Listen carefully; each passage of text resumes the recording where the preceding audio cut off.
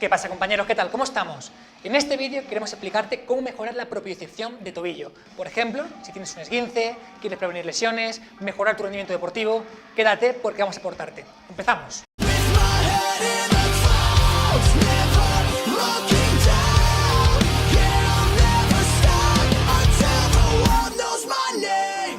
Compañeros, lo primero, estoy subiendo entre 7 y 10 vídeos al día a Instagram. Si no me sigues, te estás perdiendo lo más importante. Sígueme. Bueno, Fran, lo primero te presento, fisio del equipo, fisio de confianza, gran amigo.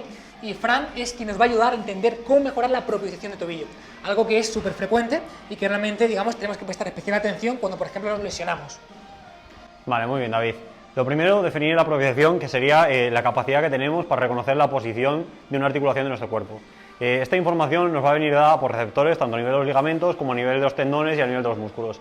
¿Qué pasa? Que cuando tenemos un esguince, estos ligamentos se lesionan, con lo cual toda información que nos llega de estos ligamentos al final se ve empeorada. Si tenemos una peor información de cómo está posicionada la articulación, vamos a tener una peor capacidad de estabilizar esa articulación. Entonces esto igual en mi día a día no me afecta tanto, pero si realizo alguna práctica deportiva en la que voy a tener que hacer gesto de corrección del tobillo, por ejemplo, trail, o hacer algún cambio de dirección, como puede ser en el fútbol, si yo no tengo una buena capacidad para estabilizar esa articulación, al final esa articulación se va a estar saliendo continuamente de rango neutro y me va a generar posibles lesiones a nivel de tendones, otra vez algún esguince de ligamento, lesiones a nivel articular o sobrecargas musculares, porque al final, si no tenemos un freno, que es el ligamento, lo que va a frenar es el músculo, pero si el músculo no está capacitado todavía para ello, al final se va a sobrecargar. Quiero poner un ejemplo que es muy típico y que estoy seguro de que la gente se va a sentir muy identificada porque a todos nos ha pasado. Vas por la calle, vas andando, vas corriendo, de repente pisas un bordillo, llevas el pie hasta hasta un límite extremo y de repente, ¡pum!, el pie vuelve a su posición original. Y piensas, wow, por los pelos, o sea, por poco me reviento ahí el tobillo, por poco me lesiono, ¿no? Digamos que esa capacidad para volver de forma inconsciente de ese tope articular a un punto neutro está totalmente vinculada con esta propiocepción. Y de hecho, cuando nos lesionamos un tobillo o cuando tenemos un esguince de tobillo, esto se ve alterado. Por eso, cuando una persona tiene un esguince de tobillo, es mucho más probable que con cualquier gesto normal, andando o corriendo, digamos que no lleven al punto neutro de vuelta y en consecuencia te lesiones otra vez, ser recidivo. Correcto, por eso normalmente tenemos los típicos esguinces mal curados, las típicas personas que te dicen, oye, ¿cuántos esguinces has tenido? Pues en este pie pues llevo igual 3, 4, pero normalmente cada año me voy a generar otro. Y al final acabamos desarrollando una inestabilidad crónica que ya resultaría pues, en un episodio en el que el tobillo se va mucho, genera dolor crónico y nos genera mucho más problema. Pero es bastante típico que si no trabajamos la propiocepción, ese tobillo tenga más riesgo de volver a sufrir algún tipo de lesión. Entonces, dentro de lo que es la propiocepción, probablemente me deje puntos sin tocar porque es algo bastante complejo, pero tenemos el trabajo de reposicionamiento articular, que básicamente sería el saber distinguir en qué posición está la articulación sin utilizar el estímulo visual, simplemente con la información que nos está llegando de ella, y saber reposicionarla. Es decir, por ejemplo, a nivel de columna cervical, se suele utilizar el test de reposicionamiento cervical con un láser, de forma que el láser va a apuntar a la pared, a una diana, y lo que voy a hacer es cerrar los ojos, rotar la cabeza y volver a intentar resetear mi posición hasta ese punto. Eso mismo podemos hacer a nivel del tobillo. Es un poco más complejo a la hora de colocar el láser o simplemente pues, por el mero hecho de cerrar los ojos e intentar volver a posicionarnos igual, con un goniómetro, un compañero que nos está ayudando a identificar en qué posición estábamos, nos va a valer como trabajo de reposicionamiento. Es decir, vamos a empezar a percibir de mejor forma dónde está posicionada nuestra articulación y al final tener un feedback de si lo estamos realizando correctamente o no. Luego otro trabajo de control postural o equilibrio o los típicos ejercicios de propiocepción dicha, como se suelen utilizar, suele ser el típico trabajo en Bosu, que bajo mi punto de vista está mal realizado y ahora entenderéis por qué. Y suelen ser aquellos trabajos en los que nos implican mantener una postura determinada y evitar la pérdida del equilibrio. Entonces, este control postural va a depender de 3 sistemas. Uno de ellos es el sistema vestibular, el que tenemos alojado en el oído interno, que al final nos está dando la posición de nuestra cabeza, los movimientos de nuestra cabeza, la aceleración que está sufriendo. El sistema visual, que al final es el que nos proporciona información del entorno, de cómo nos encontramos nosotros en nuestro cuerpo respecto al entorno.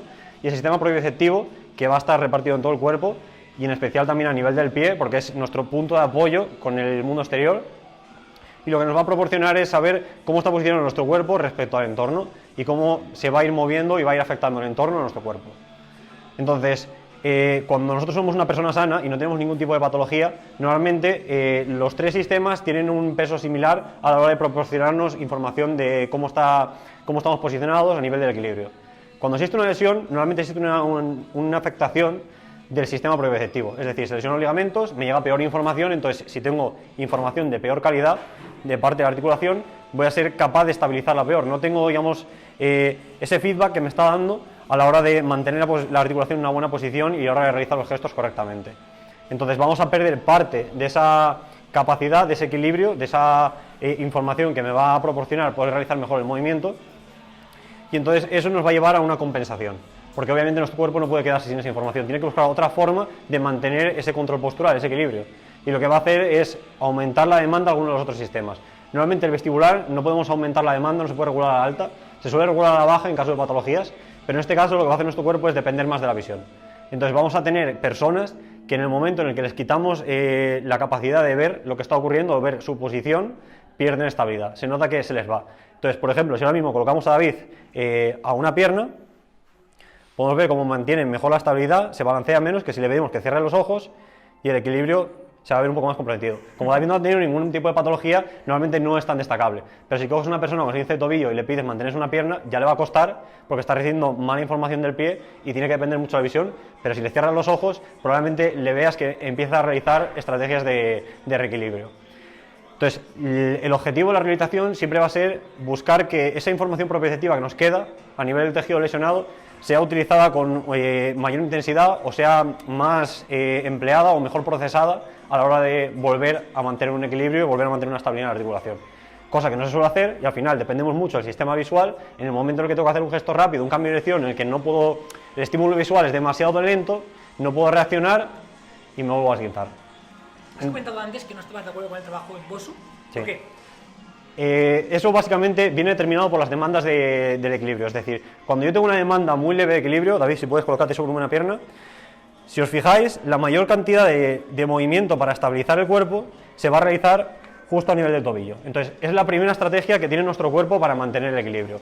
En el momento en el que yo genero más inestabilidad, como puede ser al subirme a un BOSU o a una plataforma mucho más inestable que el propio suelo o una pequeña colchoneta, lo que vamos a ver, colócate, si yo desequilibro a David más, lo que va a intentar es equilibrarse con la cadera. Entonces, si yo estoy trabajando con cadera, no estoy trabajando la capacidad de estabilizar el tobillo con la información del tobillo, sino que estoy trabajando la estabilidad, la capacidad de estabilizar mi cuerpo con la cadera.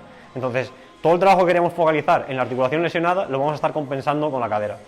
No nos va a servir para trabajar. Y la última estrategia será la estrategia de paso de, obviamente, si me caigo, lo que voy a hacer es apoyar el otro pie o agarrarme a algo. Entonces, meter un trabajo con BOSU, si genera demasiada inestabilidad, no va a ser beneficioso porque no vamos a estar trabajando con el tobillo, vamos a trabajar con la cadera y se nos va a ir al garete todo el objetivo de ese tipo de trabajo. Con lo cual yo propondría el uso, sobre todo trabajar descalzo para recibir más información del pie y el uso de pequeñas colchonetas o algo que nos empeore, digamos, la estabilidad del propio suelo sin llegar a ser demasiado exagerado. Que realmente notemos que lo que está estabilizando es el tobillo y no la cadera. Yo, por ejemplo, por complementar esta información, veo súper importante que cuando hacemos un trabajo de prevención de lesiones o incluso de readaptación, sea en el propio medio en el cual trabajamos cuando competimos. Por ejemplo, vemos a muchos futbolistas que trabajan, digamos, la prevención de lesiones tanto de rodilla como de tobillo, corriendo por la playa o en el BOSU o en medios que realmente no son en los que van a competir. Yo veo mucho más interesante, al menos en etapas iniciales, que trabajen en el campo de juego pero con perturbaciones, con empujes, con reequilibrios, con pasos, etc. Y eso realmente sí que está vinculado con la prevención de lesiones. Estás trabajando lo que se te exige en competición. Correcto, va a ser un trabajo mucho más específico y al final va a tener más transferencia al gesto deportivo y a la práctica deportiva. Luego también dentro de este trabajo proyectivo tenemos que tener en cuenta que debemos seguir una progresión, debemos seguir una dosificación y debemos de individualizarnos siempre al caso. Es decir, no todas las personas empezarán en una misma etapa el trabajo proyectivo, es decir, algunas personas tendrán que empezar con los dos pies en el suelo o con dos pies en el suelo, ojos cerrados, y no pasar directamente a un pie o ojos cerrados o una plataforma inestable. Tenemos que seguir una progresión. Tenemos que seguir una dosificación en la que igual no podemos empezar metiendo un minuto de trabajo en esa persona porque no va a ser capaz de estabilizarlo durante todo el minuto. Y tenemos que ver cómo va progresando esa persona para ir aumentando cada vez más la demanda y la carga de trabajo. Bueno, compañeros, pues básicamente esto es todo lo que queríamos comentar en cuanto a lesiones de tobillo, prevención de tobillo. Y Fran, tengo que darte la enhorabuena, tío, porque menuda exposición ejemplar has hecho. Compañeros, esperamos que este vídeo os haya ayudado, esperamos que os sirva y si así es, agradecemos un montón vuestra manita arriba. Nos vemos en próximos. Cuidaos.